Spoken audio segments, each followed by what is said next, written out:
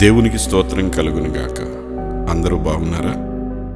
ఎవరి మీదైతే మనకు హృదయంలో కష్టంగా ఉందో అతనితో మాట్లాడి సమాధాన పడాలి. అతను దానికి ఎటువంటి ప్రతిస్పందన చూపుతాడు అనేది మనకు అనవసరం. మనం మాత్రం వినయ మనసుతో సమాధాన పడాలి.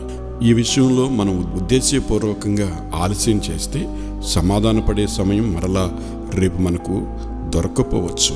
అందుకే దేవుని వాక్యం ఇలా సెలవిస్తుంది, కావున నీవు బలిపీఠమునొద్ద అర్పణము నర్పించుచుండగా నీ మీద నీ సహోదరునికి విరోధమేమైనను కలదని అక్కడ నీకు జ్ఞాపకము వచ్చిన ఎడల అక్కడ బలిపీఠం ఎదుటనే నీ అర్పణము విడిచిపెట్టి మొదట వెళ్ళి నీ సహోదరునితో సమాధానపడుము.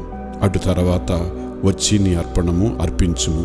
మత్తయి సువార్త 5వ అధ్యాయం 23-24 వచనాలు.